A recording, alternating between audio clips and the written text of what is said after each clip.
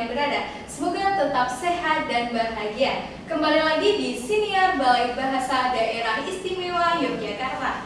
Kali ini kita akan berbincang-bincang dengan pemenang Duta Bahasa Provinsi Daerah Istimewa Yogyakarta. Sebelumnya, perkenalkan saya Intan Sukma Melati yang akan menemani teman-teman di sini untuk berbincang bersama pemenang Duta Bahasa Provinsi Daerah Istimewa Yogyakarta.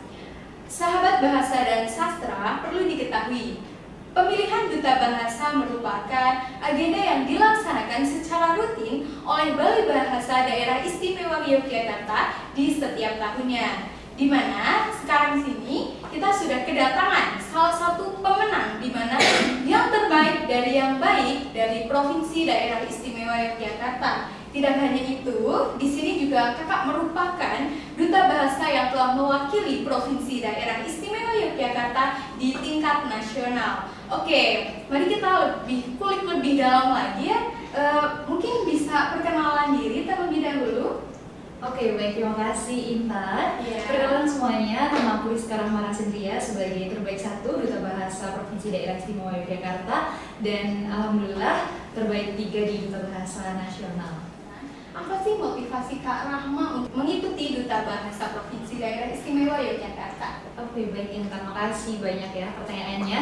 Mungkin kalau misalnya kita ngomongin motivasi, berarti kita mundur ke Duta Bahasa DIY dulu ya. Duta Bahasa DIY lalu ke Duta Bahasa Nasional. Sebetulnya awal aku ikut di, ini aku pakai aku aja ya, biar kita lebih santai gitu. Sebenarnya awalnya itu nggak ada motivasi yang secara spesifik gitu, karena mungkin aku ikut karena prodiku itu kan sastra Inggris ya, dan aku pengen apa yang aku pelajari di sastra Inggris itu bisa berdampak dan bisa juga berfungsi bagi orang lain gitu. Karena kan di sastra Inggris sendiri aku produksi beberapa cerita, produksi beberapa buku, dan aku tahu ketika aku masuk di Duta Bahasa, hal-hal yang aku pelajari, hal-hal yang aku produksi di sastra Inggris itu akan berdampak juga bagi orang lain gitu. Jadi sebetulnya motivasi aku pengen menyalurkan apa yang aku punya supaya bisa dimiliki orang lain juga. Dan selain itu karena aku tahu, karena kan kemarin itu ada beberapa senior ya, cutting lah bahasanya, yang ikut Duta Bahasa juga, dan sepertinya Duta Bahasa bisa menjadi wadah yang tepat untukku untuk mengembangkan hal yang aku punya. Makanya yakin lah untuk aku ikut di Duta Bahasa. Dan menurut aku sendiri ya, motivasi itu kan tumbuh ya, nggak hanya motivasi awal, bisa aja setelah masuk aku punya motivasi yang lain lagi. Betul. Nah, setelah masuk di Duta Bahasa sendiri, motivasi aku tuh tambah. Jadi aku sendiri itu kan dari kecil, atau mungkin kalau kecil mah dari SD lah mungkin kita katakan. Dari SD aja. Dari SD itu kan ada beberapa bidang yang aku tekuni. Seperti dulu fun fact-nya kayak agak acak gitu loh. Soalnya aku dulu bergerak di bidang menyanyi. Terus masuk SMA, masuk SMP di bidang menari. Wow. Terus SD dulu itu aku di olahraga tuh, di pingpong. Terus pas waktu kuliah beda lagi, dan agak sebetulnya sih senang karena punya beberapa bakat gitu ya. Tapi sometimes atau kadang-kadang kita nggak boleh campur kode ya. Kadang-kadang itu agak dilema, sebenarnya tuh bakatku apa sih? Iya, bingung sebenarnya tuh aku ahli di apa sih?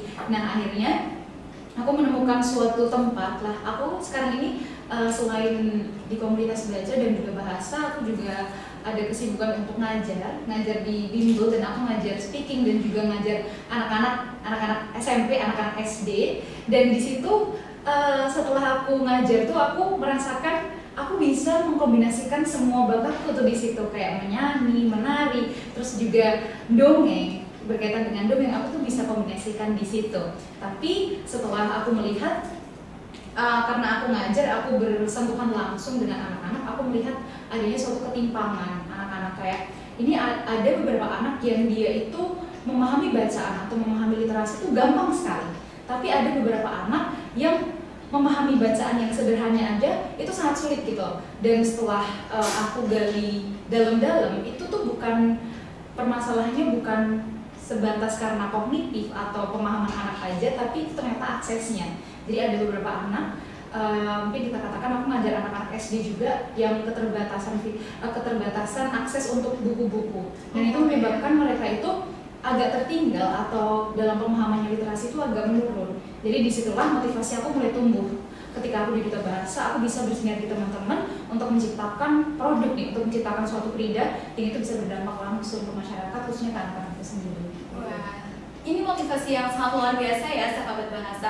Selain untuk dirinya sendiri, Kak Rahma juga ingin berdampak kepada orang lain, di mana keberadaannya ini tidak hanya berfungsi dan bermanfaat bagi dirinya sendiri, tapi juga bisa bermanfaat dan berdampak bagi orang-orang di sekitarnya. Aku tadi ngeliat kakak tuh ternyata banyak bakatnya emang dari kecil gitu ya. Tapi tenang, kalau teman-teman yang merasa nggak punya bakat, mungkin bukan karena nggak punya, tapi karena belum terlatih saja, belum muncul saja, dan itu tidak menjadi batasan teman-teman untuk tidak mendaftarkan diri sebagai duta bahasa. Betul sekali. Betul, seperti itu. Mungkin bisa diceritain nih Kak, pengalaman kakak ada di duta bahasa, mulai dari pelatihannya mungkin, atau dari seleksinya, atau dari penilaiannya, dari duta bahasa provinsi sampai ke duta bahasa nasional. Oke, kalau terkait dengan penilaiannya atau apa aja yang kita lakukan ya selama menjadi proses seleksi di Duta Bahasa DIY sampai ke Duta Bahasa Nasional, itu sebenarnya nggak jauh beda, hampir sama ya.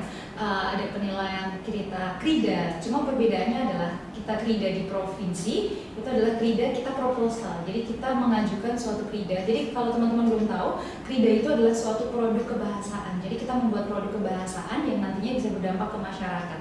Nah, kalau di provinsi sendiri, itu kita bentuknya proposal. Jadi krida itu tidak perlu dijalankan dulu, tapi kita sudah ada krida, kita propose ya, kita ajukan ke beberapa penguji, beberapa yang menilai. Nah, sedangkan kalau di nasional itu seleksinya lebih ke laporan. Jadi harus kita jalankan dulu produk krida tersebut, kita jalankan di daerah istimewa Yogyakarta, nanti di nasional itu kita istilahnya presentasi, jadi tinggal laporannya gitu. Terus juga ada beberapa juga yang kita jalankan di provinsi baik di nasional, itu adalah pembekalan. Pembekalannya hampir sama tentang kepenulisan, kayak di kebahasaan, tentang bagaimana cara membuat artikel yang baik, lalu bagaimana cara kita mendapatkan pemahaman yang baik tentang badan bahasa, balai bahasa, dan juga produk-produk yang dimiliki badan bahasa, supaya selayaknya kita sebagai duta bahasa kita harus tahu hal-hal tersebut, karena kan kita sebagai mitra kebahasaan yang nantinya kita akan mempromosikan produk-produk tersebut, kita akan mempromosikan kepada khususnya kepada generasi kita, generasi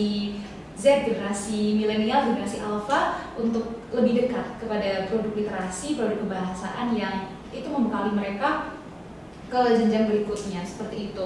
Terus juga ada hal-hal lain yang kita jalankan juga, penilaian-penilaian tentang bakat, terus bahasa asing. Jadi hampir sama sebetulnya baik di nasional maupun di provinsi.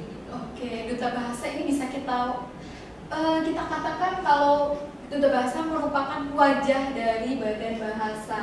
Oke, jadi bagi teman-teman yang ingin menjadi duta bahasa dan ingin mengembangkan dirinya, silahkan bisa mengikuti duta bahasa, karena di duta bahasa yang belum mengerti akan diberikan pembekalan. Jadi kita akan mengerti bagaimana bahasa yang baik dan benar dan juga sejenisnya. Kemudian saya ingin tahu nih Kak, aku ingin tahu apa sih krida yang kakak ajuin di nasional? Oke, krida yang di nasional ya. Jadi sebelum aku menjelaskan dulu, kan tadi di provinsi kita juga ada krida dan di nasional kita juga ada krida. Nah, bedanya kalau di provinsi itu kita kan berkompetisi sendiri-sendiri. Maksudnya putra sendiri, putri sendiri. Jadi kita memiliki krida yang kita usulkan dan nanti dinilai. Ada juga sebenarnya kalau di tahun sebelumnya itu ada kriteria krida terbaik. Tapi di tahun ini kita tidak ada penilaian krida terbaik. Jadi atributnya itu hanya favorit, lalu berbakat, dan satu lagi adalah UKBI.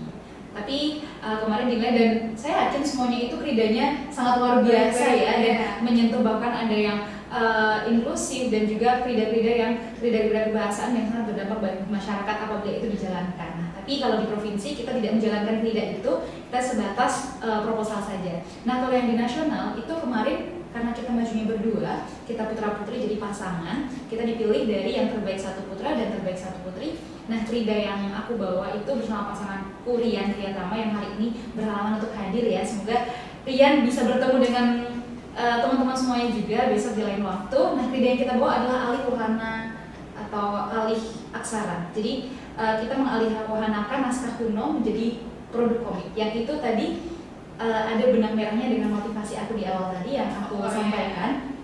Jadi aku kepengen membuat produk yang itu berdampak bagi masyarakat, karena yang aku lihat dari yang aku tekuni di bidangku mengajar itu, aku melihat bahwa ada keterbatasan akses di masyarakat khususnya bagi anak-anak. Oleh karena itu kemarin aku dan Rian, kita keridanya itu menggeluti di bidang sastra. Kita merevitalisasi sastra sehingga terbuatlah suatu produk yaitu komik yang mana kita sasarkan, kita tujukan kepada anak-anak, khususnya anak-anak kelas besar, jadi SD kelas 4, 5, 6, tapi itu tetap bisa dinikmati juga atau bisa diakses untuk anak-anak SMP ya, jadi nggak terbatas usia sebetulnya, tapi khususnya di usia tersebut kita membuat suatu komik yang itu kita ambil dari naskah kuno. Jadi naskah kuno itu adalah sebuah naskah atau manuskrip yang memakai aksara Jawa, itu ada di banyak tempat kalau di Yogyakarta ini. Jadi ada di Keraton, ada di Pakualaman, Balai Bahasa sendiri juga punya naskah kuno. Dan bisa juga naskah kuno itu milik pribadi. Dan yang kita ambil kemarin itu naskah kuno di Pura Pakualaman, itu namanya adalah Sestro Ageng Adidarmo. Ya, Sestro Ageng Adidarmo, yang itu berisikan naskahnya itu tentang kepemimpinan, gotong royong, kekeluargaan, dan lain-lain sebagainya, seperti itu. Sebetulnya kalau naskah sendiri itu mungkin yang teman-teman masih bingung, bayangannya adalah seperti tembang. Jadi naskah kuno itu bentuknya tembang.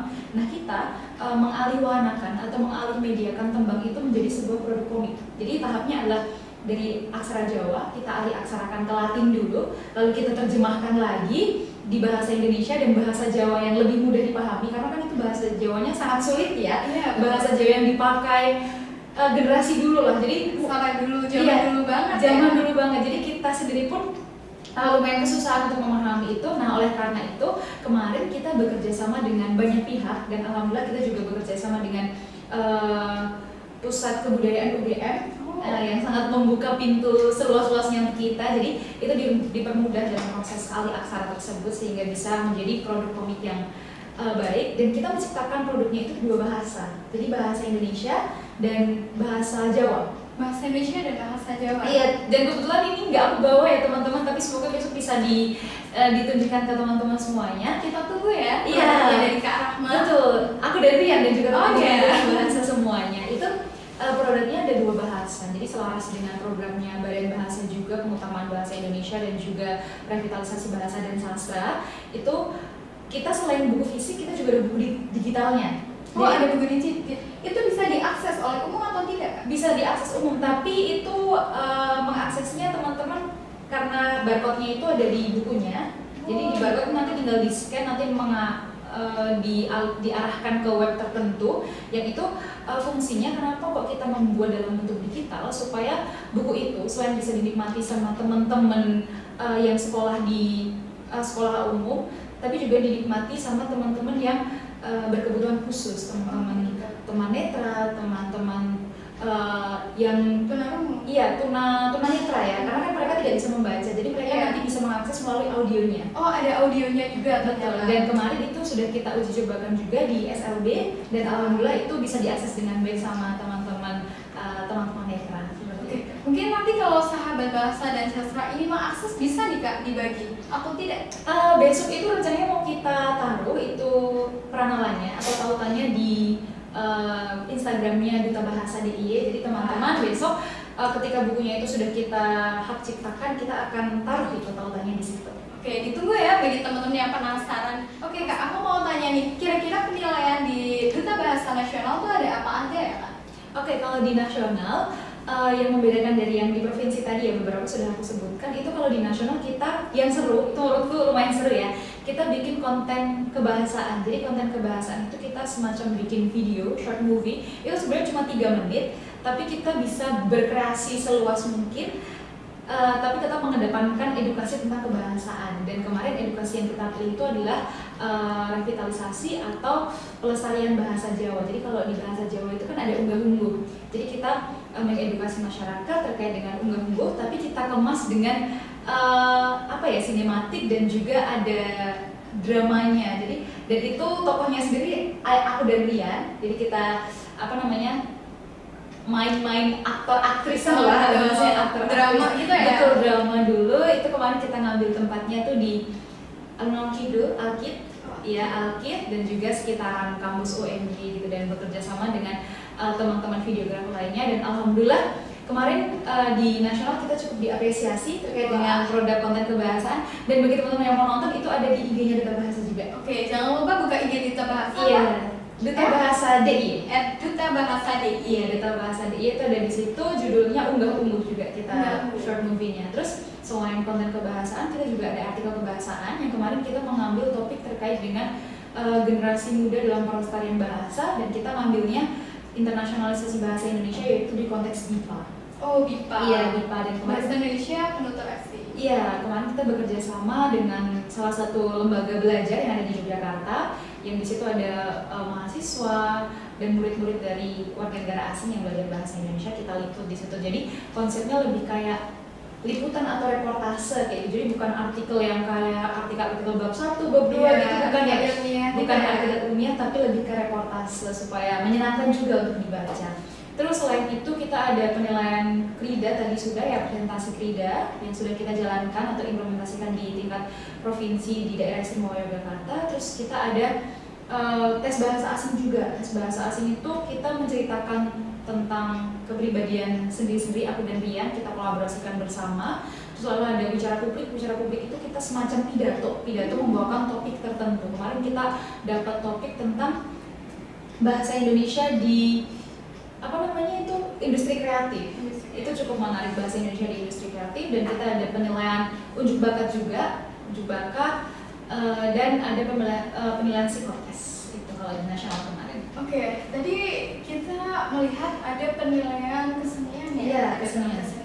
Itu Kak Rian dan Kak Rahma itu apa yang ditunjukkan di nasional? Oke, kemarin di nasional itu tentunya kan kita harus menyesuaikan dengan bakatnya kita, atau maksudnya keahlian kita, jangan sampai memaksakan gitu kan. Tapi kita juga pengen bisa menghadirkan bakat yang bisa dinikmati oleh teman-teman di nasional dan bisa menggetarkan panggung nasional. Jadi kemarin kita ambil kurang lebih itu konsepnya sendera tari. Jadi tarian berdua tarian, tapi karena bakatku itu adalah monolog. Dan bakatnya Rian itu adalah mocopat. Bakatnya Rian monolog, bakatku monolog, bakatnya Rian mocopat. Dan kita cari satu bakat lagi yang kita kira-kira berdua tuh bisa berkolaborasi, dan itu bisa membungkus monolog dan mocopat itu supaya bisa jadi satu kesatuan yang bagus. Akhirnya kita pilihlah tarian dibalut mocopat dan monolog dibalut dengan tarian, dan yang kita ambil kemarin adalah Nyi Roro Kidul. Iya, teman-teman tahu kan dia pasti Nyi Roro Kidul. Itu memang kemarin agak cukup merinding teman-teman ya, kemarin nari Nyi Roro Kidul itu. Ini kalau teman-teman sahabat bahasa pada pengen ngeliat, bisa nggak sih? Bisa banget. Bisa langsung akses di. Jadi kemarin itu ada siaran langsung juga dari Badan Bahasa Pusat di nasional, kita ada siaran langsung. Cuma kan itu banyak ya. Jadi kalau misalnya teman-teman mau lihat yang langsung videonya kita aja, itu bisa ke Instagramnya Duta Bahasa. Kalau nggak di skip di YouTube. Iya, bisa di Instagram Duta Bahasa. Itu kemarin kita menampilkanlah Nyi Roro Kidul itu. Jadi Rian itu mau coba dulu, lalu kita menari bersama, ada diangkat juga itu kemudian diangkat muter-muter. Jadi kemarin lumayan seru juga itu, kayak dapat apresiasi, dapat sorakan tuh dari penonton, agak bikin merinding juga. Itu latihan kayak gitu berapa bulan nih Kak? Kita tidak sampai sebulan teman-teman, karena kan kita nggak ada waktu yang panjang ya, kita harus ngejar penilaian yang lain, kita harus sambil dengan implementasi KRIDA. Jadi kita latihan itu 4 atau 5 kali. Iya, itu 4 kali sudah langsung bisa tampil di tingkat nasional ya. Keren banget. Alhamdulillah, itu karena kalau jujur kemarin pas latihan itu agak kurang puas ya, tapi pas di nasional, pas kita sudah masuk panggung itu mungkin karena feel-nya udah beda ya. Iya, di panggung kita sudah pakai kostum. Apalagi hijau-hijau itu kostum kayak dari rambut sampai bawah tuh semuanya kebanyakan make upnya hijau-hijau. Terus Rian juga jadi Panembahan Senopati yang pasangannya Nyi Roro Kidul. Jadi feel-nya atau perasaannya itu ketika sudah di panggung itu sudah beda. Jadi kayak kita alhamdulillah cukup merasa puas kemarin pas tampil di panggung itu, alhamdulillah sekali. Baik, sahabat bahasa dan sastra, kita telah menyimak ya dari Kak Rahma, penjelasan Kak Rahma mulai dari tes secara intelektual dan juga persembahan bakat-bakat ya Kak. Jadi teman-teman Duta Bahasa ini pintarnya itu berdouble-double ya. Tapi tenang teman-teman di sini bisa mencontoh hal-hal yang baik dari Kak Rahma dan juga Kak Rian. Tetapi teman-teman di sini juga jangan merasa insecure, jangan merasa merendah diri, karena di sini juga tempatnya mereka belajar. Kak Rahma menjadi seperti ini pasti sudah melalui berbagai proses yang sangat luar biasa ya Kak. Tidak langsung dari Kak Rahma yang tadinya belum bisa apa-apa langsung jadi duta terbaik 3 nasional, itu tidak mungkin. Pasti ada beberapa hal yang sudah Kak Rahma pertaruhkan. Tentunya tidak mudah teman-teman untuk bisa mencapai di duta bahasa 3 ini. Jadi teman-teman jangan takut untuk mencoba. Betul Kak Rahma? Betul sekali. Jangan takut untuk mencoba, kita harus selalu mencoba, dan juga teman-teman harus mendaftarkan diri jadi duta bahasa ya, biar bisa jadi kayak Kak Rahma kayak gini nih. Nanti itu juga ya Intan ya. Kalau saya jawab bukan orang sini. Oke, kita kan tadi sudah berbincang nih, mulai dari penilaian, dari pembekalan, dan juga segala sesuatu yang telah Kak Rahma persembahkan di duta bahasa tingkat daerah istimewa Yogyakarta dan pada akhirnya sampai di tingkat nasional. Kemudian saya ingin bertanya ini secara pribadi, kira-kira hal menarik apa sih yang sudah Kak Rahma rasakan ketika mengikuti duta bahasa daerah istimewa Yogyakarta yang pada akhirnya bisa membawa nama provinsi daerah istimewa Yogyakarta di tingkat nasional?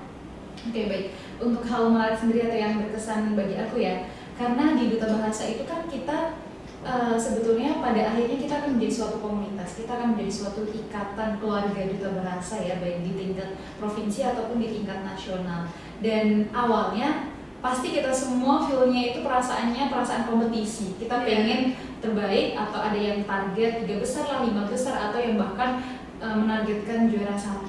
Dan di situ awal-awal kita bertemu, kita feel-nya masih feel kompetisi. Jadi kayak aku harus bisa menjadi yang terbaik. Tapi seiring berjalannya waktu, itu tetap masih kita pegang, tapi kita justru lebih banyak feel kekeluargaannya. Jadi kita belajar satu sama lain. Kan kita di sini nggak hanya, oh ya teman-teman yang ikut di duta bahasa itu nggak harus prodi atau program studinya berkaitan dengan bahasa. Mungkin kalau aku sendiri kebetulan di sastra Inggris, tapi teman-teman aku di duta bahasa baik di provinsi ataupun di nasional itu banyak yang dari prodi-prodi lain. Seperti kedokteran pun ada. Oh, kedokteran ya, ada. Kedokteran ada, teknik elektro bahkan, dan juga yang lain-lain. Jadi kita tidak menutup atau terbatas pada program studi tertentu atau pada mahasiswa saja, tapi yang penting syarat 17 sampai 25 tahun. Jadi di sini kita sangat heterogen dengan budaya tertentu, dengan pengetahuan tertentu, dengan bakatnya masing-masing, yang pada akhirnya kita di sini sambil berjalan kita bisa sambil belajar, kita bertukar ngobrol, sekadar ngobrol itu kamu gimana aktivitasnya. Terus juga teman-teman di duta bahasa itu ada beberapa yang sudah sering menulis. Nah kita juga bisa belajar cara memproduksi bacaan yang baik itu gimana. Lalu kita juga bisa belajar bidang-bidang yang lain. Jadi yang menarik itu di situ. Kita pada akhirnya di perjalanan yang kita kedepankan itu adalah gimana kita biar bisa belajar sebanyak-banyaknya dan bagaimana kita bisa menikmati segala proses ini. Karena jujur kalau dari aku pribadi, mungkin ini yang kalau misalnya teman-teman mau menerapkan, silahkan. Jadi kemarin itu walaupun aku mendaftar di sini itu sebetulnya nggak ada target untuk aku pengen jadi juaranya, itu nggak ada, karena aku pengen masuk ke dalam ikatannya aja. Aku pengen masuk ke dalam ikatan duta bahasa karena kembali lagi motivasiku, tujuanku adalah untuk mengembangkan bakatku atau menyalurkan apa yang aku bisa supaya berdampak bagi orang lain. Jadi oke, cukup menjadi finalis aja, aku udah bersyukur seperti itu kemarin. Jadi berjalannya kemarin itu cukup enjoy. Aku tidak banyak merasa ada tekanan di duta bahasa provinsi ini. Itu sangat, bahkan menurut aku tidak ada tekanan. Jadi kita menikmati itu sangat enjoy, sangat bisa belajar baik bersama teman-teman yang lainnya, dan juga dengan senior-senior yang alhamdulillah sangat mengayomi, sangat memberikan ilmu yang banyak bagi kita. Itu jadi proses selama kita 1 sampai 2 bulan itu sangat enak, dan cukup gak nyangka juga kemarin alhamdulillah diamanai untuk jadi terbaik 1 di duta bahasa provinsi ke nasional. Tapi bedanya itu kalau di provinsi ya, di provinsi enak lah, enak. Tapi di nasional tuh enak juga, cuma ada ada cumanya. Nah tadi kalau di provinsi itu aku merasa mungkin karena aku itu sendiri ya, maksudnya belum ada pasangan yang aku harus, kalau lomba berdua itu kan kita harus bisa chemistry-nya, terus habis itu kita harus bisa toleransi, mengerti satu sama lain. Nah itu adalah tantangan yang kemarin aku hadapi selama proses kedutaan bahasa nasional, dan menurut aku itu adalah hal yang berkesan di aku. Jadi aku bisa belajar bagaimana aku memutuskan sesuatu itu tidak hanya berdasarkan kehendakku sendiri, tapi juga mementingkan kehendak-kehendak yang lain seperti pasanganku Rian dan juga senior-senior, berusaha untuk menerima segala kritik itu dengan baik dan mengolahnya supaya kita benar-benar mencapai hasil yang kita targetkan seperti itu. Tapi juga ada pressure-nya juga, ada tekanannya. Betul, walaupun kalau dari bahasa sendiri tidak yang menekan kamu harus juara berapa itu tidak, teman-teman. Alhamdulillah dari pembina-pembina pun sangat memberikan kita akses untuk belajar dan memberikan kita dukungan dan tidak menekan, tapi tetap ya yang namanya kita diamanai untuk maju ke nasional itu akan ada pressure atau akan ada tekanan, dan itu semakin banyak ternyata kita rasakan dari berbagai pihak, dari pihak-pihak kampus pun yang kita nggak tahu, atau sekadar kita ketemu di jalan itu kadang ada beban kita di situ yang itu memberikan kita kekuatan, tapi juga kadang memberikan kita rasa takut gimana ya kalau nggak bisa memberikan yang terbaik kayak gitu. Dan alhamdulillah aku dan Rian kemarin bisa, dan setelah sampai di nasional pun feel kompetisi itu di awal kita datang itu sudah terasa sekali, karena teman-teman memang sudah sangat persiapannya luar biasa ya, dari provinsi masing-masing itu benar-benar luar biasa, karena kan yang maju ya sama-sama dari juara satu provinsi kan. Jadi terasa sekali perasaan kompetisinya itu dari teman-teman semuanya. Tapi kembali lagi setelah kita berjalan karantina beberapa hari, feel kompetisi itu ya tetap masih ada, cuma kita lebih dekat, kita bisa lebih ngerasain kekeluargaannya, kita bisa lebih banyak belajar. Apalagi kalau kemarin di provinsi itu kan kita dari daerah yang sama, kita kebanyakan dari Yogyakarta, walaupun ada yang dari luar Jogja juga. Cuma kalau di nasional kan ada yang dari Papua, ada yang dari Sabang sampai Merauke, jadi kita belajarnya itu bisa lebih luas, lebih banyak. Iya, lebih banyak. Walaupun kita kompetisi, tapi kita bisa belajar tentang keunikan satu sama lain gitu. Jadi itu ya hal yang sangat menarik yang bisa aku ambil dari baik di Duta Bahasa Provinsi maupun di Duta Bahasa Nasional. Oke, seru juga ya jadi duta bahasa itu. Makanya teman-teman jangan lupa di daftar ya nggak sih Kak? Betul, besok ya ditunggu teman-teman di 2025. Oke, terima kasih nih Kak Rahma sudah berbagi pengalamannya. Tadi kita tuh menyimak ya, Kak Rahma itu ternyata orangnya yang sangat humoris, ekstrovert ya bisa dibilang. Jadi kita kalau mau berkembang nggak boleh jadi introvert ya Kak? Gak apa-apa sebenarnya introvert, yang penting mau teman-teman introvert atau extrovert ataupun ambivert, yang penting teman-teman harus bisa menggali potensi teman-teman itu sesuai dengan style masing-masing. Dan kita juga harus tahu belajar ya, harus tahu keadaan yang sedang kita hadapi. Betul. Gitu. Oke, Kak Rahma nih ada satu hal yang mau aku tanyain dari Kak Rahma. Pesan kakak apa nih buat yang terakhir, buat teman-teman atau buat orang-orang di sekitar kakak yang sudah membantu sampai kakak pada akhirnya sudah sampai di sini, dan juga pesan untuk teman-teman yang ingin mendaftarkan diri menjadi duta bahasa gitu. Oke, baik, terima kasih Intan. Kalau pesanku kurang lebih ada dua ya teman-teman. Yang pertama adalah apapun itu, mungkin teman-teman mau mendaftar duta bahasa atau mendaftar di hal-hal yang lain, baik itu ranah kompetisi atau non kompetisi di suatu aktivitas tertentu, jangan takut sendiri teman-teman. Maksudnya apa jangan takut sendiri itu? Bahasa Jawanya tuh dewe wani atau wani dewe. Jadi teman-teman itu berani melangkah sendiri itu, karena kebanyakan di lingkungan aku atau yang aku jumpai itu ada FOMO. Teman-teman pasti tahu FOMO kan, ya, fear of missing out. Itu nggak selamanya buruk juga FOMO itu. Cuma ketika teman-teman itu tidak bisa mengendalikan kefomoan atau fear of missing out itu teman-teman nanti jatuhnya akan mengikuti arus aja tanpa tahu teman-teman ini sebenarnya tujuanku kemana ya. Jadi tetapkan teman-teman itu sebenarnya bisa di bidang apa, teman-teman itu bisa menggeluti enggak bidang ini. Nah kalau mau bisa menggeluti silahkan ikuti itu, walaupun teman-teman yang lain nggak ikuti, asal ini konteksnya positif ya. Walaupun teman-teman nggak ikuti, teman-teman nggak mau ikut itu, ketika merasa oh ini sepertinya jalanku deh, ini sepertinya bisa aku tekuni, silahkan beranikan diri untuk ke situ.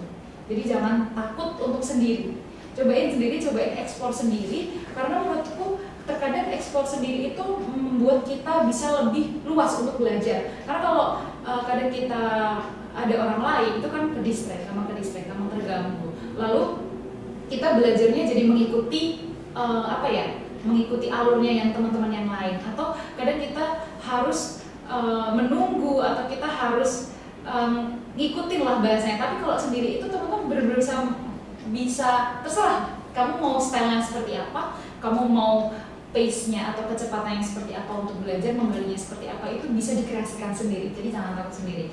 Lalu yang kedua adalah ketika teman-teman mau belajar, jangan takut untuk apa ya bahasanya, jangan takut untuk salah kayak gitu ya teman-teman, jangan takut salah, karena salah itu adalah suatu proses pembelajaran. Teman-teman dari kesalahan teman-teman bisa belajar mana yang benar, mana teman-teman yang harus menerapkan hal-hal yang bijak itu seperti apa. Dan pada saatnya nanti ketika aku pun di Duta Bahasa itu aku banyak melakukan kesalahan, tapi di sini adalah tempat belajarku untuk menjadi yang lebih baik. Belum sempurna tapi kita bisa terus menjadi baik.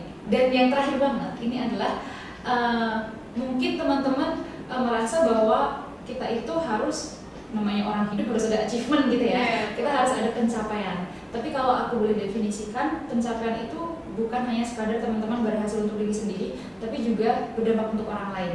Jadi achievement itu nggak sekadar kita, oh ada samir seperti ini, ataupun ada penghargaan, ataupun dapat piala. Tapi achievement atau penghargaan itu, pencapaian itu adalah ketika teman-teman bisa mencapai apa yang teman-teman targetkan, dan itu berdampak bagi orang lain.